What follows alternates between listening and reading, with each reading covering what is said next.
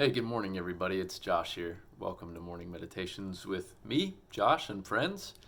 We're continuing our study today into the book of Judges, and we are in chapter 13, where we are studying Samson. Samson is one of the major judges of Israel in this whole text. He's probably one of the worst, too, for that matter. So, if you were with us yesterday, Israel has just experienced 31 years of relatively peaceful reign under Ibzan, Elon, and Abdon, who are these minor judges. And just to remind everybody, judges aren't like courtroom judges in a sense. They're more like warrior leaders who are leading Israel in the absence of kings. There's no kings of Israel yet. So God is bringing up these judges, these warrior leaders who are delivering Israel from these reoccurring bouts of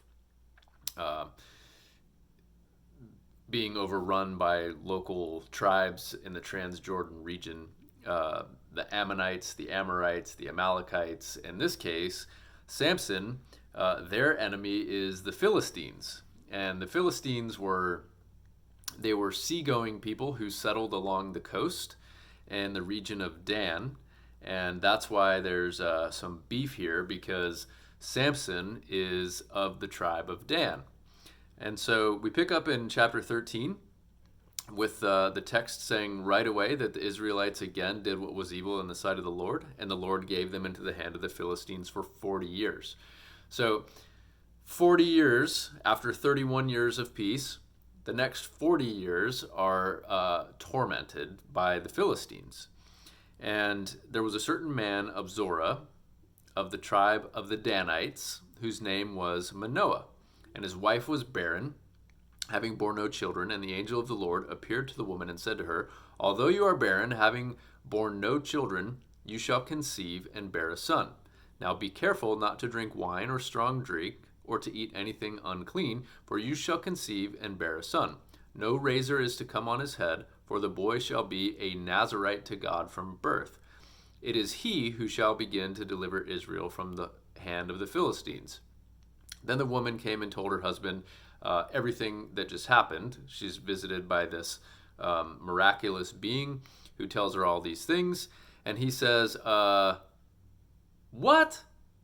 That's bananas. Okay, crazy." And he prays to God, and he says, "God, if you could just let this guy come back. I got some questions here. I need to know how we're supposed to raise this son.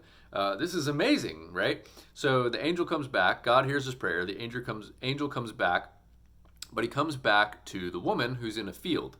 As soon as he gets there, she takes off running, and she goes to find her husband. And she says, "Hey, the guy's back. Come check this out." He comes into the picture, and he says, "Are you the man who spoke to this woman?" And he, the angel, said, "I am." Then Manoah said, "Now when your words come true, what is it to be the boy's rule of life? What is he to do?" The angel of the Lord said to Manoah, "Let the woman give heed to all that I said to her. She may not eat or drink of anything that comes from the vine. She is not to drink wine or strong drink or eat unclean things. She is to observe everything that I commanded her." And Manoah said to the angel of the Lord, "Allow us to make you some dinner. Stay here, let us make you some dinner. Let me go get a goat and some grain, and I will prepare a feast for you. By the way, what's your name?" And the angel says, "My name? Why do you want to know my name? It's beyond your comprehension. Don't even worry about it. And as for the food, you can make it, but I'm not going to eat it. So if you make it a sacrifice to the Lord." And they do that, and the angel ascends back up into the heavenly realm through this fire of this burnt offering to the Lord. And then the chapter closes out with, "The woman bore a son and named him Samson, and the boy grew, and the Lord blessed him, and the Spirit of the Lord began to stir him in Mahana Dan," which is the village of Dan, between Zorah and Astral. Now, what's important here is a couple things. One, how this couple, Manoah and his wife, respond to the angel. This is clearly a new experience for them. They have never been through this before, and so they've got a lot of questions. They're full of awe and wonder. As soon as the angel goes up in the fire, they bow down their heads and they worship God. and they have this reverence for what has just happened. They're taking it very seriously, as they should. But it's interesting here that the angel says to the woman that the child shall be a Nazarite from God. Now, in order to understand the significance of this, we need to know what a Nazarite is. And a Nazarite first comes up in Numbers, and it has to do with a vow, a dedication. And so anybody could be a Nazarite. They have to be, I mean, anybody within the Jewish community could be a Nazarite, because it involves taking a vow for a certain period of time, typically for about 30 days or a cycle of the moon, where they would abstain. They would abstain from sexual activity. They would abstain from drinking alcohol. They would abstain from eating meat. And they would do this sometimes in preparation for prayer. If they were diligently praying, they would abstain from these things. They would take this Nazarite vow, and a number of other reasons too.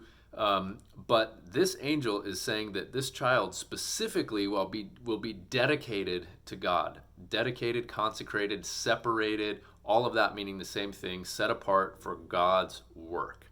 And from the first day of his life, his birth, to the last day of his life. So his entire life, we are told by this angel right up front that he's supposed to be set aside and dedicated to the Lord for God to fulfill his redeeming work of Israel through this guy. But he says, sort of as a foreshadowing, he says that he's going to begin to deliver Israel from the hand of the Philistines.